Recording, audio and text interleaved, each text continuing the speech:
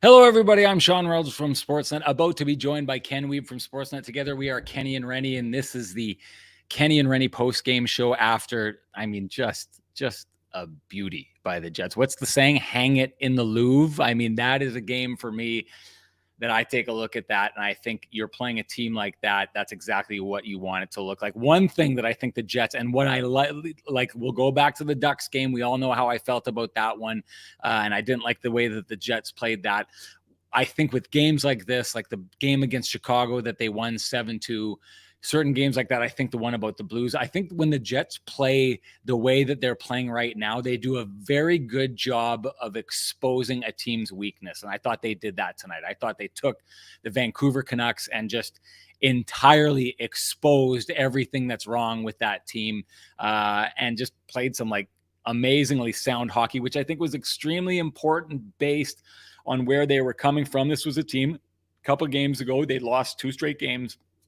It sounded like they were getting things wrong in their pressure game. They didn't quite have things in check.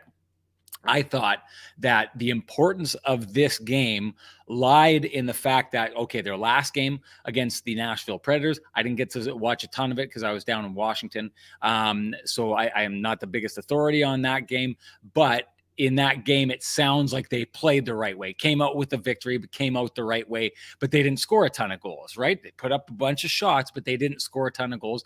I think tonight was a really good example of them lighting it up based on Rick Bowness's system. The 2 goals from the point, that's classic Rick Bowness and him correcting the defense that needed correcting last year that he came and said he was going to get done.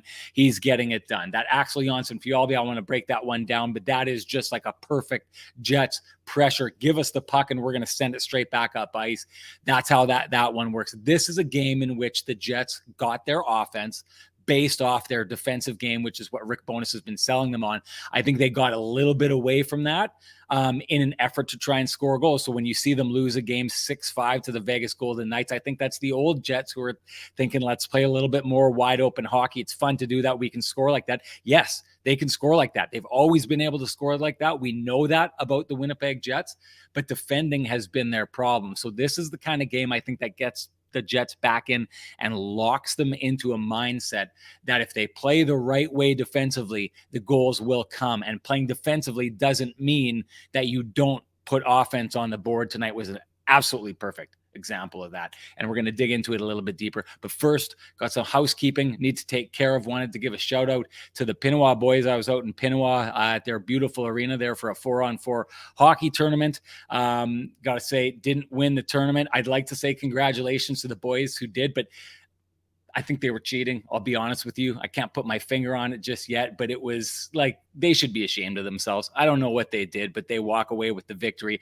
I don't think it was earned. I looked at that roster. That's not a championship roster. That's all I know. So anyways, that if I know the Pinawa boys, they're probably all asleep right now. They'll have to catch this tomorrow morning. But, regardless, congratulations. Rick Backer ran that tournament. Phenomenal job. Was my coach back in the Lactabani Blues way back in the days in the late 90s. Great guy put on that tournament. They do great stuff at that rink in Pinawa. Keep it going out there, boys. A little bit more housekeeping. I just wanted to throw this out there. If you're sitting around waiting to get in on the show, Doug Henderson did it earlier on, said Kyle Capobianco, Capio Cloco, my game-winning goal, Lamplighter, Jeep Guy, 69-69-69, Gagne's goal for Lamplighter. If you're sitting around in the show, great time to throw your Lamplighter in. I've got them all taken care of in the show by that point. So it gives me a chance to write them down. Regardless, it doesn't matter because I go back through the comments after the show is over to make sure I don't miss any Lamplighter. I know a lot of people think there's like a trick to doing this. The trick is that I go back, and if you talk about the Lamplighter, you get added to the list. Throw the number throw those names into a random number generator. Whoever wins, wins. That's how it goes, everybody. I will say this, though. I went rolling through those comments, and this is something I wanted to take care of last show. Wasn't able to do it because my computer crapped out on me, let's say. And so I couldn't join the show. But when I was going through those 2 shows ago, I talked to our good friend Ryan Friesen. And I know he's been in our chat room and he's been busy. Always a ray of sunshine. Always has such nice positive things to say. I'd let him know there's a certain standard on the Kenny and Renny show. I've asked him to try and figure it out. Gave him a lot of time to try and figure it out. If anyone didn't check it out, I had said to him, you don't attack other people in the chat room. That's how it goes, right? This is how it is. You do it.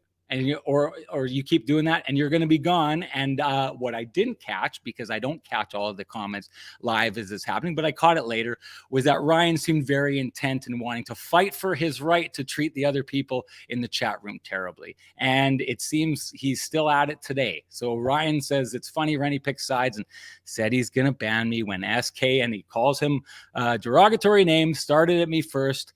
But, I can't make out the rest of it because of the spelling. But whatever it is, it doesn't matter. I think Ryan thinks that he's too big for me to ban him from the show. And if we're being honest, what is this show without Ryan? I mean, I don't even know why we haven't named it Ryan, Kenny, and Renny at this stage. He's got these insights that he brings to the show. We can't get rid of Ryan Friesen. He's too important to the show. And that's what I was thinking before I came on. But then Ryan tweeted this. He said, Kenny and Renny, ban me Renny. And I'm going to tell you something. If there's anything Sean Reynolds, Renny is not. He is not a Grinch. Ryan, if your Christmas wish is to be banned from the Kenny and Renny show, who am I to deprive you of that wrist? Hey, my guy, it's been a slice. Parting is such sweet sorrow. But I'm sorry, my guy, you're banned. You're out of here. So that's that. You're gone, my guy. And that is the time now for us to bring in my main man, Ken Weeb, to see what he's got to say about this. But hey, from the bottom of our hearts, from Kenny and Renny, Merry Christmas, everybody. Here comes my main guy, Ken.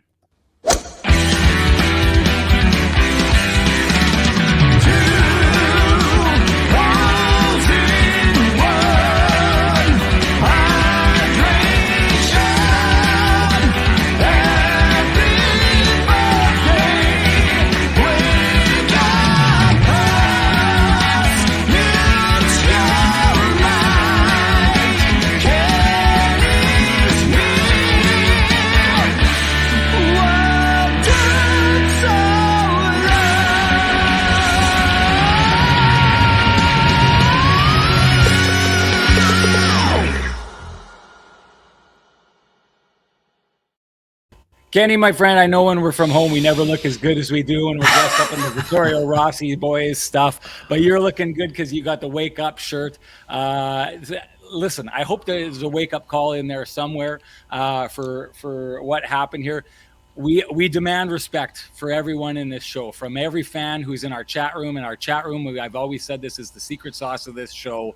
We demand respect. You respect each other. So there's no name calling. There's no attacking other people. That's not the way this works here. It's not what we're going to do. Wake up to anyone who thinks that they have a problem with not being able to be horrible to people on this show. That's not how it works. But I'll tell you this: you look good in that in that shirt. I know I love the Whalers hat, but boy, oh boy, I was wearing one of Frankie's numbers when I was down in Washington covering the Alexander Ovechkin watch, and a buddy of mine said, "Hey, you sure love the color purple, don't you?" And I was like, "That's because Frankie keeps finding me these great purple ties, so I got to find a way to get them on." Anyways. Kenny, great to see you here tonight. I know it's a late one. Love to see that we've got almost 200 people in the chat room already. Good stuff. But give me an idea what you saw in that game there, Ken. Yeah, no doubt. Good to see you as well. Great bucket. We love the Whalers logo. I wish that I know some people were not overly thrilled about Carolina wearing the Whalers as part of the reverse retros or third jerseys at one point. But what I'd love to see the green Cooperalls out this year. I actually love the fact that the Flyers are wearing the Cooperalls this year as well, as a big Cooperall fan of my youth here. My mighty Altona Maroons minor hockey days had some rockin' maroon Cooperalls during the Awesome. Pee Wee season, Awesome. which were absolutely tremendous. But that's enough of the trip down memory lane here. Fun hockey game. If you're the Winnipeg Jets, I think a lot of contributions. It's super interesting. I know you touched on Axel Janssen Fjallby, not just the goal, which was an absolute great snipe with the wrister, but he started out early. Sean, he drew the penalty on Tyler Myers for interference on that, his first shift of the game. And Kyle Connor scored, I think, on that power play, right? So that sort of got the Jets rolling right out of the gates. And, from there, they were cruising for most of the night. I mean, I understand some folks were wondering why the Jets didn't just go with Riddick tonight and play Hellebuyck tomorrow in what appears to be the tougher game. But I think this just goes to show that Rick is not going to take any team for granted, Sean.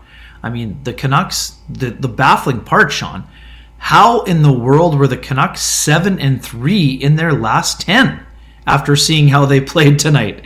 Honestly, how are they 7-3? That's a confusing situation for me.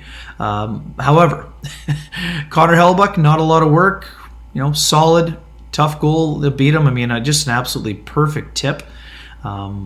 Perfect tip by Bo Horvat, but who cares? Hellebuyck would have loved a shutout. Big deal. He got another victory. Continues to be among the league leaders in that category. Kyle Capabianco, we understand the Free Villy crew was, curious as to why the decision was made. And I'm just going to get into this too while we're sitting at the buffet, Sean. I know it probably deserves more room than just the initial situation. Folks, Ville Heinola has not played since December 3rd, I believe. He's been sick. So sick that he missed 4 games. So the fact that folks didn't think that Ville Heinola needed more than one morning skate to get himself ready to play in an NHL game, that's wake-up material, folks. That doesn't mean that the Jets value Kyle Capabianco or think he has a higher ceiling. But Capabianco missed one morning skate. One. Not 4 games, not 2 weeks. One morning skate he missed. So it was a smart call. Rick Bowness said he was also rewarding the player for his everyday contribution. He's played 4 games out of 30, but every single day he's been working. So that's why he got the first crack at it. And it was the right call. And not just because Capabianco scored a goal and played more than 16 minutes. That is the reward for being on the team. The Jets like Kyle Capabianco, Sean. They allowed Jonathan Kovacevic to be claimed on waivers. Not because they didn't know what they were doing. They made a choice that Kyle Capabianco was a better player right now than Johnny Kovacevic, even after investing all that time in Kovacevic. So it's not a surprise that he played. He deserved to play, and he took advantage of his opportunity. And it's not just because he scored in a seeing eye slapper. He played almost 17 minutes. He was very mobile. He moved the puck smartly, and he defended well enough. He's not a shutdown defender, but that pairing was solid. So would I like to see Ville Heinola with regularity when Nate Schmidt is going to be out for probably 4 weeks minimum? Of course. But today, he did the right thing. And you know what, Sean? Some people are asking. I would have said going into the game that yes, Ville Heinola might play on Sunday against Seattle.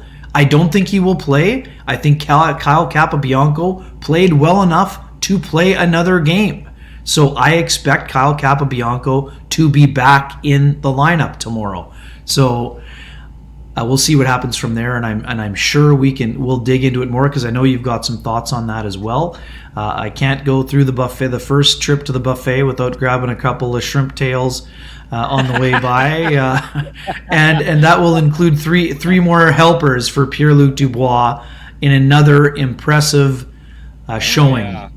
Up to 33 points now in 30 games. Another high engagement game, and man, oh man, just an impressive showing by the Winnipeg Jets on a morning where they found out, or on the morning that the team revealed that Nate Schmidt would be out probably 4 to 6 weeks with you and I think it's a shoulder injury. He has cleared concussion protocol based on how he went into the boards, probably a shoulder issue. And Blake Wheeler is also going to be out for 4 to 6 weeks after undergoing a procedure to a low area. Obviously, that's a tough thing for anyone to go through. I had a teammate go through something similar with the mighty W.C. Miller Aces. So anyways, obviously you wish all players well when they're trying to get back from injury. The Jets have nearly $25 million in salary on the IR. Wheeler hasn't officially been placed on IR yet, but they have $25 million out of their lineup. And Sean, I know you love the no excuses mantra. It was preached by both Rick Bowness and Kyle Connor in the post game interviews from Vancouver. So impressive showing, and I think there were a lot. Yeah, again, this is how the Jets don't have anyone from the infirmary coming back anytime soon. So guess what? That's how it's going to have to look like for the Winnipeg Jets for the next stretch. The fact they scored 5 goals, I think, would be a bonus, but I don't expect them to be winning, putting up 5 goals every single night with the kind of guys that are out of the lineup. But this shows the depth they have on their team, and they were able to shine on a night. Yep, people can say whatever they want. The Canucks seem to be in disarray, but that's a team that won 7 out of their last 10. So I think full marks to the Jets for what they were able to show. I mean, that's not to say the Canucks were good. They did not look good at all today. I realize that. But the Jets, they've got a busy month, as Kyle Connor said. No excuses. They came out. They played to their identity. Sean, I think the biggest thing for me, the Jets played so poorly against the 1-3-1 against the Washington Capitals. They totally turned the tables today on a team that played that system. They attacked it with speed. They weren't slow, and they made their opponent look slow in the game. For me, we'll dive into the rest right away here. But I'm going to have to put the plate down and take a deep breath here. Yeah. Hey, they broke them. They broke the Vancouver Canucks tonight. Like, I took a look at that game, and I thought the exact same thing as you did. I had just watched them play against the Calgary Flames, a team that beat the Winnipeg Jets earlier on this year, and Calgary struggled with that team, and Vancouver ended up winning that game, and it seemed like they struggled with their speed. This Vancouver Canucks team never got off the ground tonight. Like, this was if this was a playground fight, Ken, it was one of those ones where the big kid comes in, pushes the other kid to the ground, and every time he tries to stand up, he just pushes him back down again. And I saw 60 minutes of the Jets doing that over and over and over again. There wasn't a sniff. And this is why I love these kind of games, right? Like I always mention, I go back to, because it's the one that sticks out most in my mind. There were a couple from earlier on, but that game that they played against the Ducks, I made no bones about it. I did not like that game. But one of the reasons I like a game like this, played like this, is like, I'm not a betting man, and I'm not telling other people to go out there and bet. But if I was a betting man, when the Jets play the Vancouver Canucks later on in this season, I truly believe that is like lock, stock, 2 smoking barrels, easy money. I think the Jets broke that team, and psychologically, the Vancouver Canucks would come rolling into Winnipeg thinking like what this team did to them last time. They didn't have a sniff. I love that they handled it like that. Before we go too far, we should get into the Lamplighter of the game. And I got to tell you this, Ken, even though there was a lot of hockey played there in Pinawa today, there was a couple beers drank.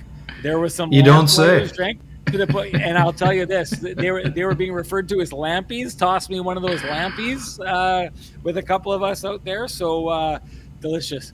Here, you want to hear my review, Ken? The lampies were both frosty and delicious. I know that comes out of left field there, but good stuff. What was your lamplighter of the game? People have been jumping all over this. I'm going Capobianco here.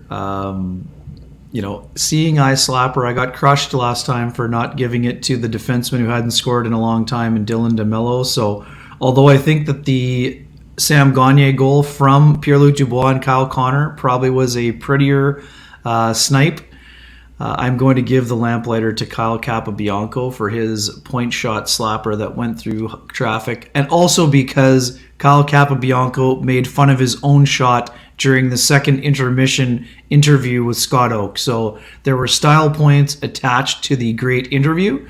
So I'm going with Kyle Capobianco today, even though it wasn't the prettiest goal that was scored in the contest, but it was the first by Kyle Capobianco as a member of the Winnipeg Jets. And as someone who knows a thing or two about healthy scratches and going long stretches of time without being in the lineup, that's a Kyle Capobianco appreciation choice in terms of the Lamplighter. Nicely done. Nicely done. And hey, if you want in on the Lamplighter, do what you've been doing. Again, Ken, I can't believe this. What time is it? It's almost 1 o'clock in the morning. There's 200, Amazing. close to 50 people in the chat room. And the list of people jumping in on the Lamplighter is as long as I've seen it at this point of the show. Keep it up, everybody. You're doing a great job, and you know the trick. But I'll tell you how to do it anyway for anyone who doesn't know out there. If you're interested in getting a 8-pack of Lamplighters of your own, all you got to do is tell us what your goal of the game was, your Lamplighter of the game, and you are automatically entered to win a Frosty Delicious 8-pack of Lamplighter Amber Ale, nectar of the gods, that stuff. And if you can't wait for Kenny and Renny to hand it out to you, because I know some of you are getting impatient, why don't you head on down to TransCanada Brewing Company, join them in their tap room at 1290 Kenniston. Go check them out. And Ken, that's where we're going to be tomorrow. Indeed. Hey, if we're still there at this time, then it's either going to have been a really good party or something will have gone terribly wrong. One of those things, because it's a little bit of an earlier start, but we got a sold-out show there tomorrow. We're going to do our first ever live Kenny and Renny in front of not a studio audience, maybe a tipsy audience, I'm thinking is probably how it's going to work out there. But can't wait to meet so many of you tomorrow. And I know there's a lot of people in the chat room that we love talking with who haven't been able to get into this show, but would be interested in going forward. Our next show after this will be January 21st. And if you're interested, you should start getting a hold of me and letting me know that you're interested in coming. There will be spillover at that show, but already the room that we hold it in holds 45 people, and 15 of those spots are gone already before we've even started trying to move them. So if you want to go on the 21st, make sure you go to at SN Sean Reynolds, or do the same thing. Go to Ken, give a direct message, and try and reserve your spot, and we'll tell you how we're going to figure that kind of stuff out going forward. Great stuff on the Lamplighter. You got a Johnston Group got you covered play of the game, Ken. Yes, I do. We touched on the Axel Jonsson-Fjällby goal, Sean, but that goal doesn't transpire without a excellent exit zone pass by Dylan Sandberg. Loved his ability to be heads up, to notice the Canucks were making a bad line change, and to see Axel Jonsson-Fjällby all alone on the right wing, burrowing down the wing and burying his shot. I think that Dylan Sandberg has done an excellent job. We talk about guys who probably didn't deserve to come out of the lineup, Sean. Dylan Sandberg is that person. He didn't deserve to come out of the lineup, but he did, and he didn't sit around and whine about it. Stayed ready, got ready, and has been making a bunch of great plays. That was another one of those quiet moves. We've talked about his ability to throw out the head fakes and make plays at the far blue line. Well, this was a heads-up play at his own blue line and an excellent stretch pass that led to an interview. So to me, that's why I'm choosing him for the We've Got You Covered, sponsored by the OGs and our good friends at the Johnston Group. Right on. Hey, and Ken, you won't find two businesses with the same challenges, but you know what you will find? You'll find 30,000 businesses with Chambers Plan employee benefits, proudly administered by the Kenny and Renny OGs, our friends at the Johnston Group. Chambers Plan is Canada's #1 plan for employee benefits because it evolves with the way you work and live. The plan is run as a not-for-profit designed specifically to support small businesses, and its unique pooling strategy keeps rates stable so you won't have any surprises at your next renewal. Chambers Plan now comes with professional consulting on key financial, legal, and HR issues, and teledoc telemedicine services are included with every health option. See how Chambers Plan can benefit your business by visiting chamberplan.ca. And Ken, it was brought up to me, I forgot to announce the Lamplighter winner. Should I just hold everyone in suspense and just keep holding off on that? For the show? No, I'm tell them now. The winner of this show's 8-pack of Frosty Delicious Lamplighter is Kent. Simply Kent, that's a cool name, eh? Like Kent. It's like, is that like Prince? Ken's Like, okay. Ken's the okay, artist but formerly take it a known as little Prince? further. I don't know what the last name is, but Kent, if you are out there, Well I don't done. think I've seen you in the chat room yet. You are officially on the clock, and it's one of those slow. Actually, it's probably going to be the shortest Frosty Delicious Lamplighter window of the season, right? Because this game started at 9 o'clock tonight. Tomorrow night starts at 7 o'clock. You got until 7 o'clock to get a hold of us.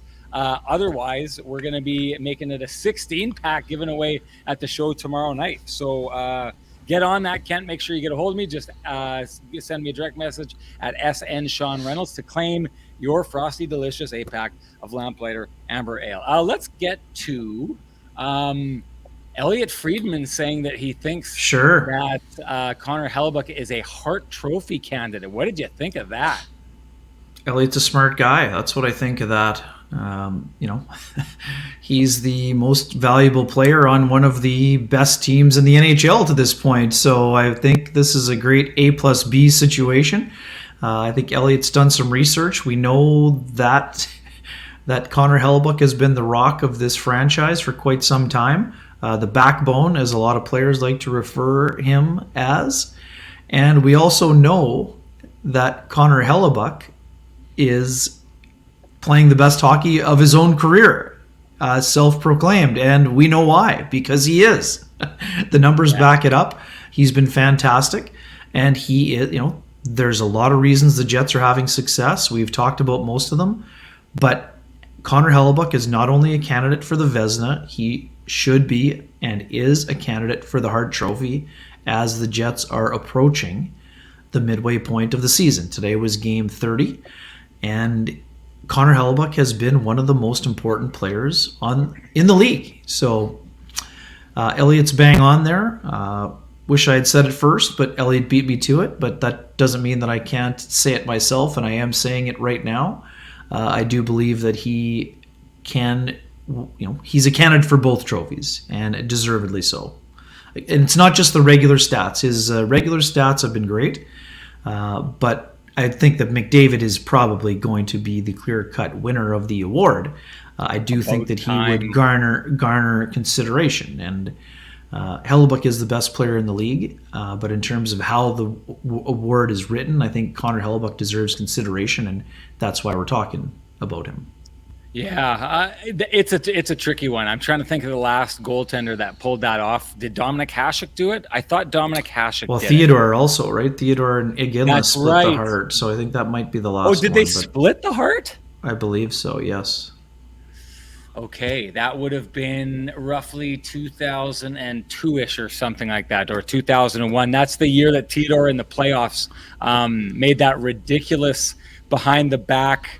He twisted right around and made that blocker save on Joe Thornton, I think it was. They were the 8th or 7th seed that year. They were the 7th seed, I think, and knocked off the Bruins in the first round, who were the 2nd seed. He was absolutely all over it. I think it's pretty tricky for him to win that award. He would need to be heads and shoulders above everyone, because that's the stage that Connor Hang on McDavid a second. We're behind the times. Carey Price, 2014-15 Hart and Vezina. Sorry about that. Wow. Joining Jacques Plante, Jose Theodore, and Dominic Hasek. Scott Billick had that. He said Price did it last. Good job by Scott Billick. And by the way, Scott Billick's song is ready to go. His song and his video. It will be unveiled on Sunday night at the live show. You don't want to do it tonight? You want to do it on the live show? No.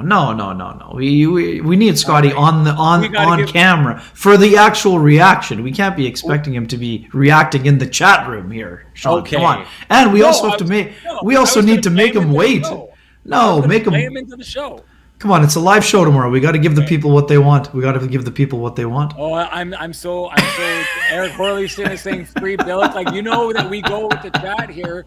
T. Will is saying, Roy Mack is saying save it. It's there's this, I kind of already feel like Elon Musk tonight. I've got this unlimited power to do what I want. Now I feel like we're having these, polls in real time, and do we have to stick to the polls? Julie Sue, listen. Julie Sue, you just want to get the divorce lawyer on the call. You want to get the divorce lawyer on the call for today? Creative differences, John? Listen, I'll tell you. Divorce lawyer is going to be at the show tomorrow. Don't worry. Julie Sue knows where it's at. Julie Sue is almost never wrong except when she disagrees with me. So I'm going to go with her on this one. We'll save it for tomorrow. We'll unveil it. We like it. I think the flute's going to like it as well. We'll get after it. Okay. I want to get into, and I know they talked about him a little bit, get into Sam Gagner getting pumped back up in that spot. And while we're doing it, why don't we kind of just do a wholesale Sam Gagner moving back into that spot, how he did tonight. Carson Kuhlman stepping into a spot he's not used to. And then let's get into Kevin Stenlund as well, because the one thing I got to say is I am amazed time and time again how many guys you would not think are suited for a role in either the top line or the top six or even on an NHL team. How many times those guys come in and not just tread water but thrive under this Rick Bowness system. I'm blown away, Ken. Yeah, it's certainly interesting. I think that when we saw the lines from Vancouver this morning on the old Twitter machine from Mike McIntyre and Mitchell Clinton, who were on site, I think a couple of folks raised a few eyebrows, rock style. When you saw Carson Kuhlman not only jumping into the lineup, but immediately inserted on the top line, I would have thought it would be Morgan Barron or potentially Jansen Harkins moving into the top six in those scenarios. But I mean, obviously the Jets scouting staff was high on Carson Kuhlman. We know he can skate. We know he brings some defensive responsibility, and I think that they wanted to have that forechecking presence with that line with Perfetti and Scheifele. So I understand completely. The more I thought about it, the more I could understand why the Jets coaching staff made that decision with Carson Kuhlman. I thought he was steady in the game. I mean, not spectacular by any stretch, but Sean, people also forget, I think his last game was on December 9th, and he only played, I think, 407 in the game. Yeah. So I think he had 6 or 7 shifts. So, I mean, to go from 4 minutes and change to almost 17 minutes of ice time and playing with two cerebral players like Mark Scheifele and Cole Perfetti, that's asking a lot, and that goes to show you what the Jets feel about this player. I mean, I don't think that he's going to stay there long term. I thought he was very energetic. I still would have liked to have seen the back angle, Sean. I don't know if you ever got to see it. Did the puck must have bounced right on that first play that Perfetti made on the toe drag when he went, or did he just whiff it? I mean, it was a tough play. And it was also going through some skates, so maybe didn't see it fully, but that looked like just an outstanding effort by Cole Perfetti. I don't know if it was missed or if it was flipped or whatever else, but again, he still did a nice job. I thought he gets involved in the play, very involved in the forecheck. I thought he went to the spots well. I thought he provided some nice outlets for the defenseman, and overall, I thought good place to put him. And I think, Sean, this has more to do with Rick Bowness really liking what he's seen from that third line with Adam Lowry, Jansen Harkins, and Morgan Barron, because we know Rick Bowness isn't afraid to put Morgan Barron up in the top six. He did it earlier on with Pierre-Luc Dubois and Kyle Connor. So thank you, Doug. Appreciate that, saying the puck did bounce over his stick, which makes sense. And again, it's always a tougher help from the chat room. It's always a tougher play than people are saying, oh, that's just a backdoor tap in. Well, not necessarily. So I liked a lot of what I saw from him. Sam Gagner, super smart player, Sean. I'm going to say the same thing that I said the last time he was in the top six. As a Band-Aid solution, Sam Gagner can play a role in the top six. I don't know that it's something that the Jets are going to be able to use over an extended period of time just because of the pace, especially the pace that those two guys play at with Kyle Connor and Pierre-Luc Dubois. But because of Dubois' ability to hang on to pucks down low, Gagner can go to the right spots and be effective with those guys. We know we saw Sam Gagner out there with Mark Scheifele, I think, on a shift or two also. So to me, that's not true, actually. Roy Mack, Carson Kuhlman did practice with the Jets, morning skate the other day and morning skate today, but not a full practice. Yeah. So we understand where you're coming from. He was on the ice with them. Yeah. But I mean, that's a big ask of anybody. I think that Carson Kuhlman is a guy who's quite smart. We know he's a high character guy. We talked about this the other day. He's a guy who wore a letter in 3 of his 4 seasons at the University of Minnesota Duluth, and he's thought highly for his ability to be a sound defensive player. So again, I don't think that he's a long-term solution in the top 6, but when the Jets are trying to do their best with plug and play, I mean, good on them. And Sam Gagner, smart passer, really elite thinker. He can be very effective when his legs are moving. He can be very effective, but you're asking a lot of a guy who's played 995 NHL games to expect him to be able to play 18 to 20 minutes a night. But the Jets right now, they don't have a lot of choices, and Sam Gagner is a good candidate to be in that role. He's done an excellent job. Also, too, bouncing back from healthy scratches. I mean, Sam Gagner has gone through the whole realm of emotions in his NHL career. He started in the NHL as an 18-year-old. He's now 33 years old and 5 games away from 1,000. He's been sent to the minors before. He's been a healthy scratch. He's played on the top line. You're not going to rattle Sam Gagner. So whether he's playing 8 minutes or 18 minutes, you know what you're going to get from him. And that's one of the reasons why he's a predictable player. And he has a skill set that allows him to play in the top 6, which is why he is in the top 6 right now when the Jets need him to be. And in terms of Kevin Stenlund, Sean, love what he's brought. He's moving well. I think he's a big, strong guy who does not play a physical game, an overly physical game, but he's also not shy. He goes to the hard areas. I like his ability to hang on to the puck down low, create the cycle game. And I know it wasn't the intention of Rick Bowness, but I like the way that he plays with David Gustafsson. But right now too, there's competition everywhere. I love the way that Axel Jonsson-Fjällby responded to the competition. He was on the ice for 2 goals against the Washington Capitals. Both goals he didn't play particularly well. The first one by Van Riemsdyk, Sam Gagner made the wrong read first. But I think that Axel Jonsson-Fjällby needed to be a little bit lower in the high slot to prevent the shot lane from being available. Yes, I know he also has to be cognizant of the right defenseman as well. I thought he should have been a little bit lower. And on the goal by Lars Eller, he didn't play it particularly well. He started gliding when he was the chaser, which is one thing you can't do. And then you certainly cannot allow your check to get across the crease to the rebound. And allow that goal to be happening either. But this is what happens. He's a young player in terms of NHL experience. So what does he do? He remembers what got him to be claimed in the first place. Use your speed, get involved, get active, and make some things happen. And that's exactly what he did. And there he showed off that he's got he's got a shot in his arsenal as well that he wants to use a little bit more. He used it effectively this evening on Saturday night, on hockey night. So Stenlund, I've liked what I've seen, Sean. The thing with guys like Stenlund, you have to show it over a longer stretch of time because the Jets also, even though they have all these injuries up front, they also have a guy in Mikey Eyssimont who went from 4th line to 1st line and then went to being a healthy scratch. And for some folks that are saying it was because of the flu that's been going around, Rick Bowness didn't say it was the flu today when he was asked by Mike McIntyre in the post game. He said he didn't have the best game the other night. So he was a healthy scratch today. That is our understanding. So the other thing about Eyssimont, he's shown that he can be effective. So I would expect Eyssimont, whenever he gets back into the lineup, whether that's Sunday in Seattle or Tuesday against Ottawa, to be ready to go also.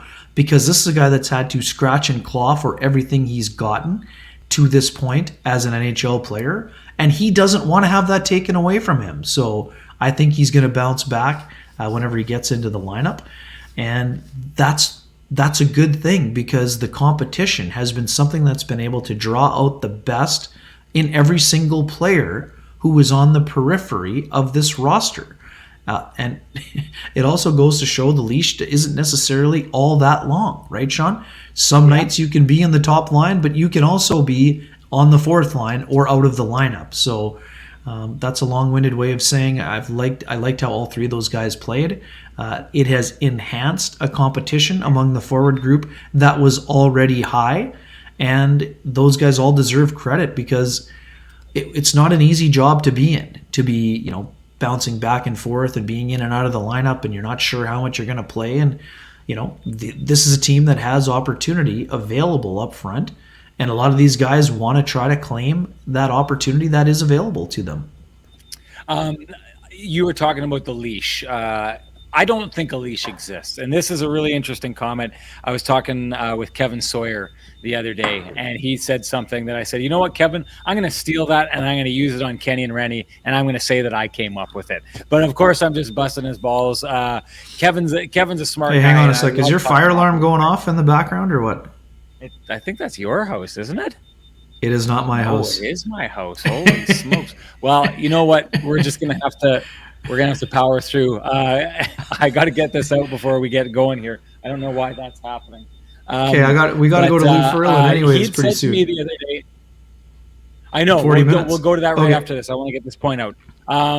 So Kevin had said to me the other day, the thing that he finds most interesting about Rick Bowness is that he typically takes guys out of games when they've played well, not when they've played poorly. And so what it does is it allows him to take someone out of the lineup and say, listen, there's too many good players here. There's only so many spots. This is a game of musical chairs. You're not getting taken out because you failed. You're getting taken out because it's your turn. And because you have respect for all your teammates, you're going to go out of the lineup tonight and you're going to be ready to pop back in when it's time to pop back in. And that is, I think, a really interesting, insightful thing is usually if you play a terrible game and then you get pulled out of the lineup afterwards, you sit and you dwell on it, you ruminate on it. And some people can handle that and some people come back more motivated, but some people come back tight and aren't ready to go. Rick Bowness, I think, is doing a phenomenal job of rotating those guys in and out and taking guys out, not when they're at their worst, but when they're doing well. And then in doing that, you create this scenario where guys get out of the lineup and they say, I didn't do anything wrong. I'm just out because someone else needs their turn. And then they just get ready to go when it's time. I'm going to see if I can figure this out. I want you to give a shout out to our main man, Sweet Lou, Kenny. Right on, folks. For all of you who may be in the realty market, if you're looking to buy, if you're looking to sell, if you're just curious what houses in your area or other areas around the city are going for, you can contact our pal Lou Ferlin at Royal LePage Dynamic Realty. You can reach him at 204-791-9971 or at the office 204-989-5000. His email is lou@louferlin.ca. That's LOUFURLAN.ca. And the website is www.louferlin.ca. Lou Ferlin, excellent realtor, excellent human being, and excellent supporter of the Kenny and Renny Show, and for that we are very thankful. We're going to have to get the legend Lou out to one of these live Kenny and Renny events. It would be great to see him out there. Hey, Kenny and Renny, been finding creative ways to blow up our audio for 3 years now. I found another one there. I don't know how I did it, but it works. But how long was that going off for? Quite a while. I thought it was you. Obviously. It was most definitely me. Obviously. Hey, hang on. Just for the record, you always think it's my fault. I would argue I need to dig deeper with there you my go. audio Yes, game exactly. here, which brings us to time for it to be the Scotty Billick, good one. The home field dig deeper comment of the game, and that one is gonna go to great one here, T. Will, who is all over me for being gone from the last show. It seemed like he liked it more, but I think T. Will nails this one. I don't care if Helly wins the Vezina or the Hart.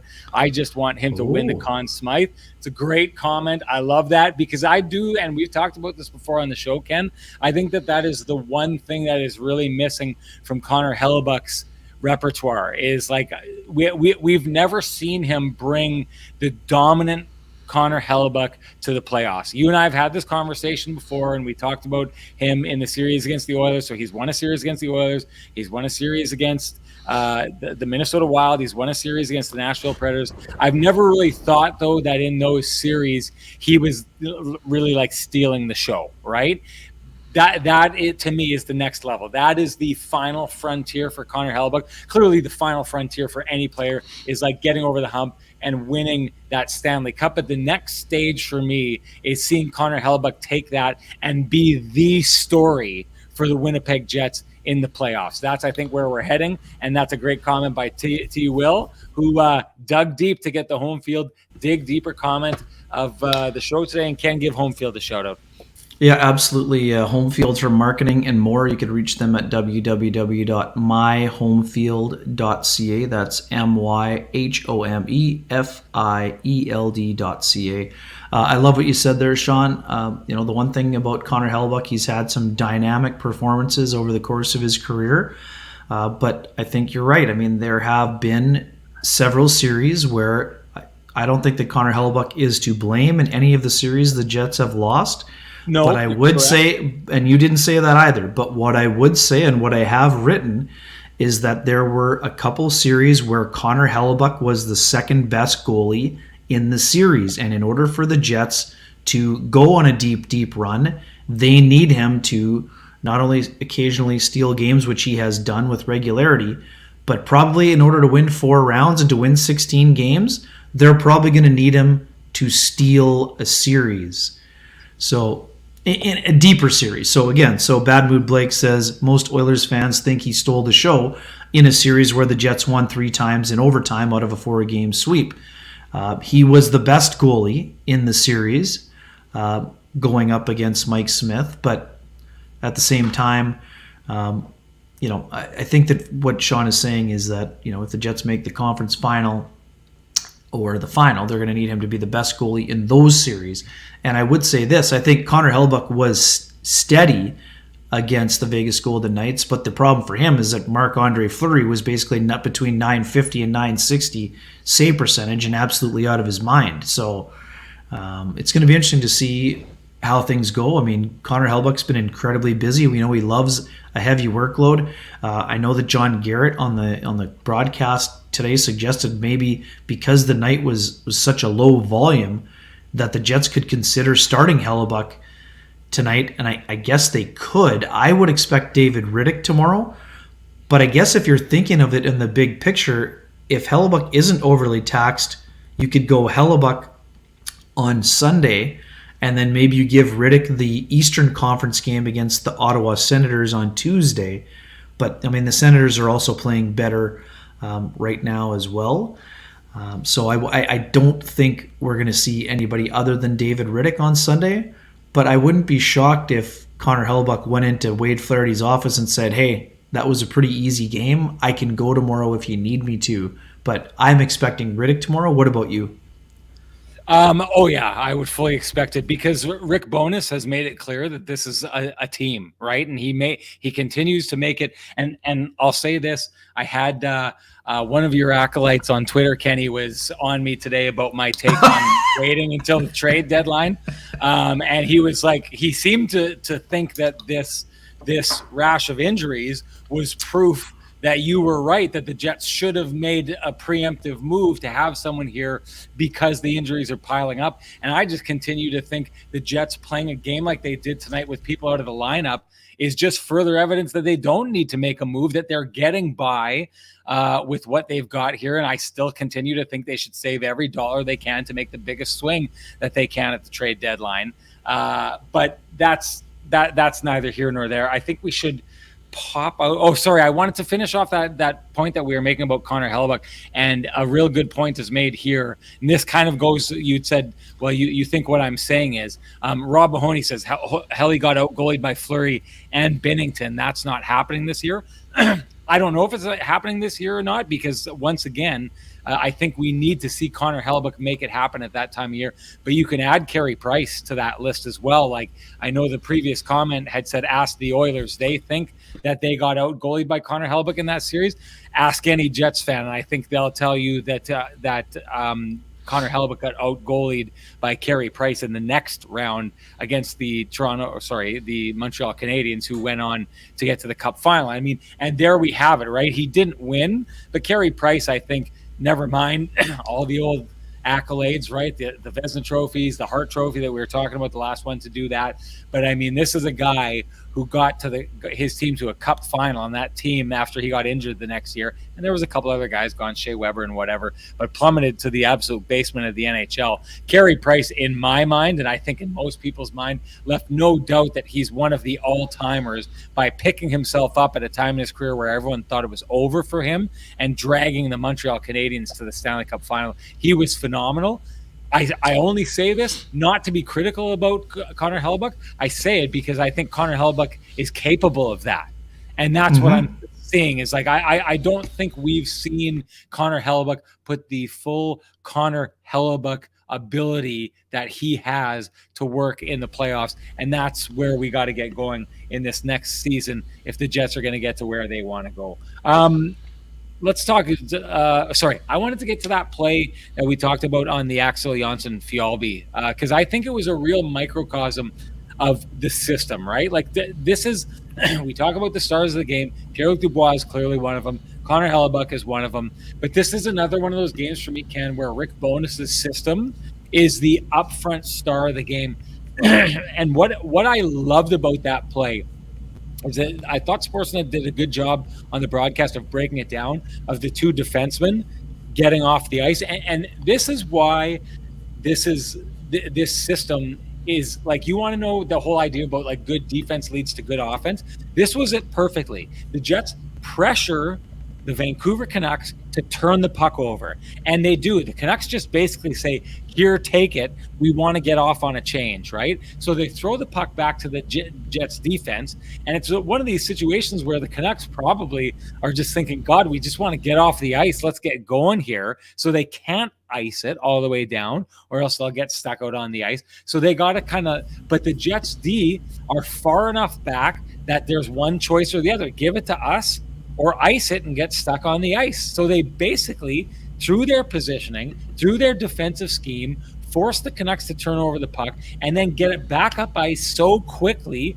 with the Canucks defenders changing that it creates that opportunity. And this is exactly what Rick Bowness is talking about, where he's saying good defense. The idea that he said right from the beginning of training camp is when we lose the puck, I want our guys to go get it back. The neutral zone is not where we slowly defend and kind of put up a wall. It's where we go and say, you've got the puck? Yeah, well, we want it back, so give it to us right now. That's what the Jets did there. Give us the puck back. The Canucks did, and then the Canucks tapped out to go get off the ice, and the Jets didn't sit around and wait. It was like, boom, down the ice, and you get a goal from, think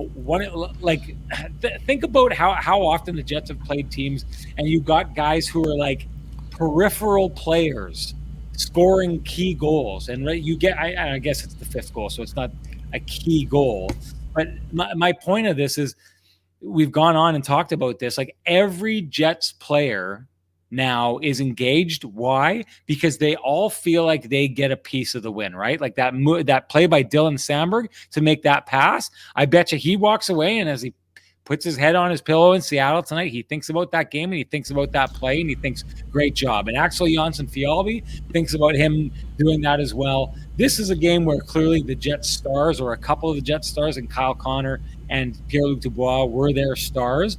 But it's also a game where every single other player, I think, on the Winnipeg Jets takes a look and thinks like, we win because we all contribute. Dylan DeMello is a great example in the last game. How long had it been since he scored? Well, you're in a tight game. 86 games. You're in a tight game and you need a single goal to get you into overtime and make sure you get a point or 2 points, which they ended up with. How about we go get it from the guy who hasn't scored in over an entire season, right? That's where these Jets are. And the reason it works is because the system works and they're all bought into the system. And the reason the system works and why they are bought into the system is because it has a place for everyone in that system to succeed. And the Jets are playing it to a T. And that's why injuries have not mattered to this team the way it's happened to most teams around the league who are injured. Yeah, no doubt. And Kyle Connor touched on that systems play also today. I mean, Jets are trying to play fast, but ever since training camp, the Jets needed to focus on that, and they continue to need to focus on that. They had a couple of loose outings, 5 against the Caps and 6 against the Vegas Golden Knights. Yes, I recognize there were empty netters involved, but that's a lot of goals allowed for a team that has been in the top 5 in goals against and average goals against per game. So they tightened it up in the last 2. I thought they were very sound defensively in terms of their structure against the Nashville Predators, and even better today against the Vancouver Canucks. So, I mean, you're bang on, Sean. And the other part of it, too, people feeling part of it. Like, every single player. We talk about the forward lines, contributing. And, Axel Jonsson-Fjällby gets a fourth-line goal. The Jets get goals throughout the lineup. Well, guess what? All 3 pairings got involved offensively today too, Sean. Josh Morrissey gets a helper, his 29th of the season. Neil Pionk scores. Brendan Dillon set him up for the one-timer. Kyle Capobianco scores. Dylan Samberg gets the assist on the Jonsson-Fjällby goal. So that's all 3 Jets pairings getting involved in the offense. But it wasn't just offensive play. It's sound, structured defensive play. It's good puck movement. It's blocked shots. And that was the thing, Sean, about the first period. Folks are looking, Jets outshot the Canucks by a wide margin. Shot attempts were 16-14 for the Canucks. That just showed the Jets' willingness to get in shot lanes, block shots, be between the shooter and Connor Hellebuyck to help make life easier for him. They've also made life easier for him, and not in terms of allowing those ridiculous grade A, high danger, one-timer backdoor tap-ins that were so prevalent last year when the Jets struggled with their defensive systems. So it's interesting to see, and they're going to have to do it over a longer stretch of time here. We know that. We know the St. Louis Blues, despite their ups and downs and struggles, they're only a couple points out of a playoff spot. So it's going to be super interesting. The Minnesota Wild are playing well, Sean. They're getting Ryan Hartman back, I believe, on Sunday. Yes. So that's a big. That's kind of a. He's been a first-line player in the past for that team. So that's a big boost for them. So we'll see what that means in the big picture. But the Jets have shown time and time again, they respect their opponent, but they are concerned about the way that they play, and that's how they've been playing, and that's how they've been winning, that's how they've been having success, and that's how they're going to have to play in order to have sustained success. But it'll be super interesting, Sean. I mean, this is a super busy month, 5 games in 7 days for the Jets, I think, right now, in a month where they played 16 times in 30. But you know what? They've been doing more than just tread water. They're not only surviving, they're thriving so far. They're going to have to keep that up. They've got some tough matchups, but the Jets are a tough matchup for other teams, right? I mean, that's the other thing about it. They're not just, they respect their opponents, but their opponents have to respect them because they are right now one of the best teams in the NHL. Yes, they have some flaws, but all teams in the NHL right now have some flaws. I think that's fair to say. Some teams are rolling. Some teams are, having a little bit of a bump in the road or a stumble. Even the mighty Toronto Maple Leafs have lost consecutive games in regulation time for the first time in forever. So it happens. But I think the thing for the Jets, they bounced back from their consecutive losses and came up with a couple of tidy efforts. There are going to be more losses, probably some this month. Maybe even this week, but that's part of the game. But it's their ability to park losses and park wins, but also their ability to sustain their structure over a long period of time and continue to push to be better within that structure is what's impressed me most about this group. They've been having to work on it for years, and now they are getting some results. And when you get results, when you have the buy-in, that's when teams' belief really start to rise. And you have to have that defensive foundation. If you don't have the foundation, you don't, like we talked about fool's gold early in the year, Sean. Right now it's not fool's gold for the Jets. They're showing a legit structure. They're showing they can put the puck in the net, and we know they have the goaltending. So, those are things. They've had to battle health. Injuries are part of the game. It's a little more heavy than normal for the Jets or any other team, but push through, see what happens, see where they're at as they go from there. But you touched on it. I mean, their structure is impressive.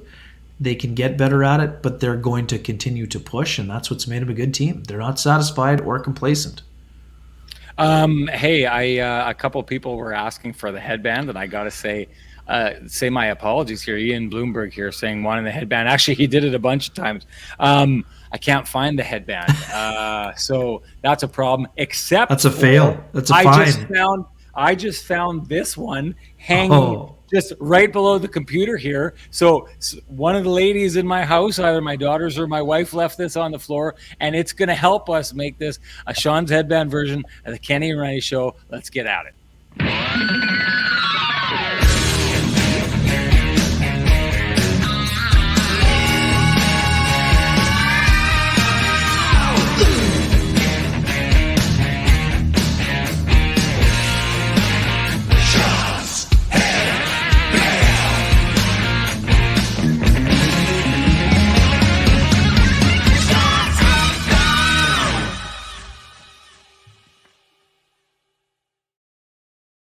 Someone in my house is going to be so pissed my fat head stretched their headband out. I'm in a lot of trouble here tomorrow. Hey, I wanted to end the show here taking a question. T. Conapoli says, Renny, why not move up Gus tonight in the third to get some offense going?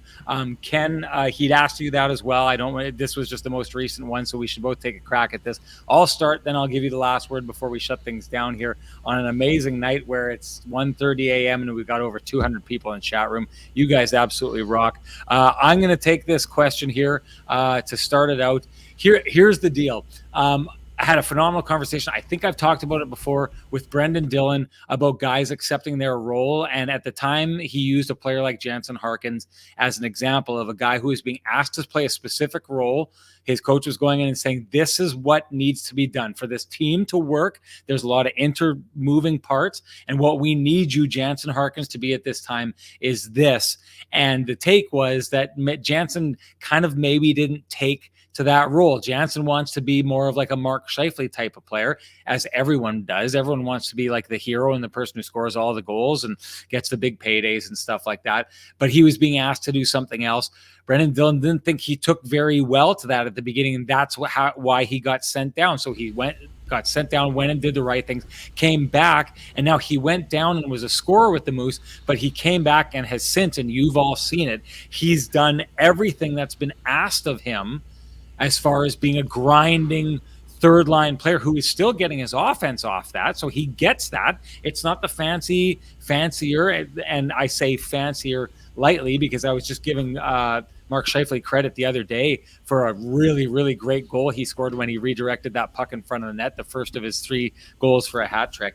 But I think that is a real good example of, on this team, people don't take a look and say Kyle Connor's role is this important, but Capo Bianco's role isn't important. I think what this team has fully and completely bought into is the idea that every single part in the machine is important in making the machine win. And guys, the Winnipeg Jets hated losing last season, and it feels good to win.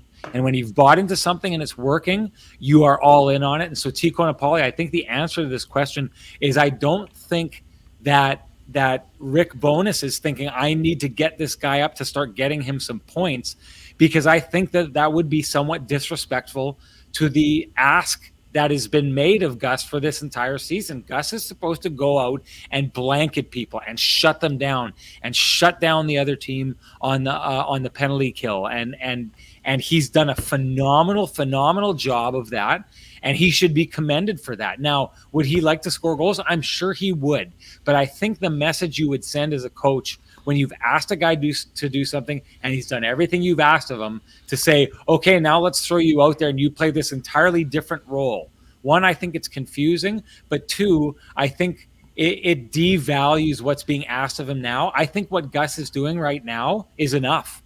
He's doing what's being asked of him. He's playing a role on this team that is working. He's playing it very well. He's playing it to the T, and he's helping the Jets succeed. And that should be enough in itself. So you don't need to move a player up like that to try and get him apples or goals or whatever.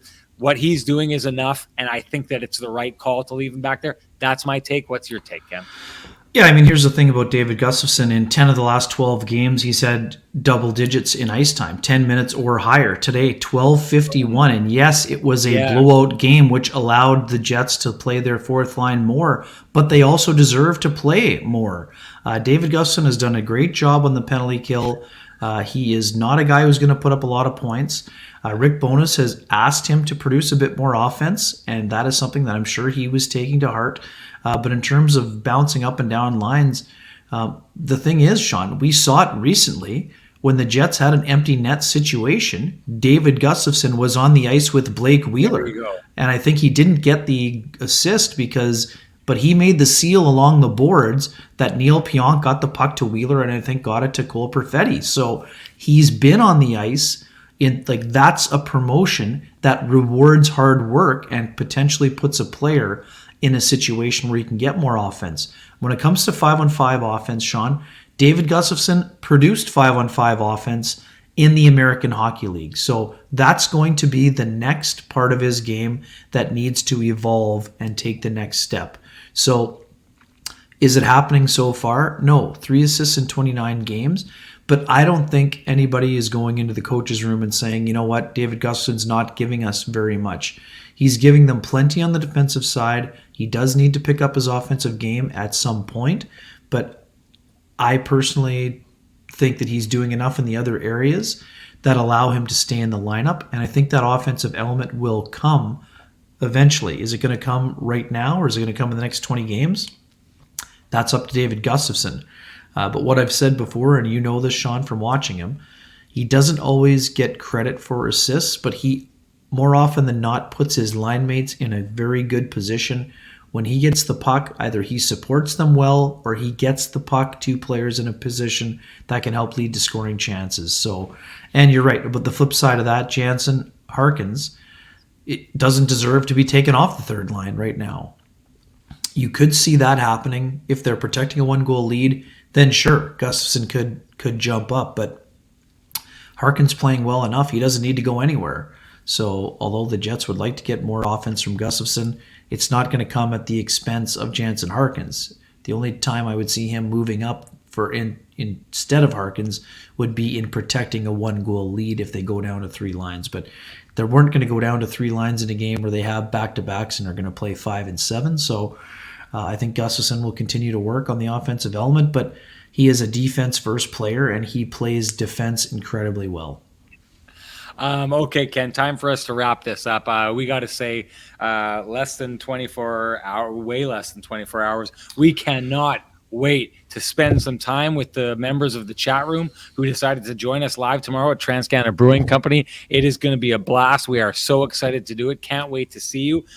Just so we know, I got a message from Tracy O'Kranick during the show who would like me to set aside another seat for her on January 21st. So like I said, that's now, we're over a third of that room is filled already before we've even really kind of started trying to move those things. So if you want me to set aside a spot for you on the 21st, at SN Sean Reynolds, send me a direct message. I've got an Excel spreadsheet and everything that I'm plugging people's names in. It's heavy duty, folks. It's heavy duty.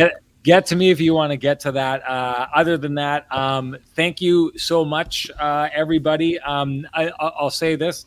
I know how I started the show, and I know a lot of you are fans of it. I want to make it absolutely clear. I have no problem with people taking me to task or taking shots if they're done in a good, positive manner. We will not stand people being we will not stand people being crappy to each other here. This is a safe space. It's a place where we come to get along. That's how it goes. Treat each other right. And I got to say this, you guys treat us like $1 million every single time you're in this show and decide to spend the time with us that you do. Thank you so much for that. Thank you for being you. Ken, you rocked it tonight, as you always do. And I will end by saying, if you appreciate the conversations happening in these spaces that are happening in these spaces, please appreciate and support the businesses and the sponsors who are making that happen. In our case, that's Vittorio Rossi, TransCanada Brewing, the Johnston Group, Lou Ferlin, and Home Field. Thank you so much to them. They keep these things going. Thank you so much, everybody. We're going to debut Scotty's music on the show tomorrow. Scotty's going to be there. Can't wait to see everybody. We will see you, the rest of you who won't be in that room, after the next show. or after the next game. Have a good one.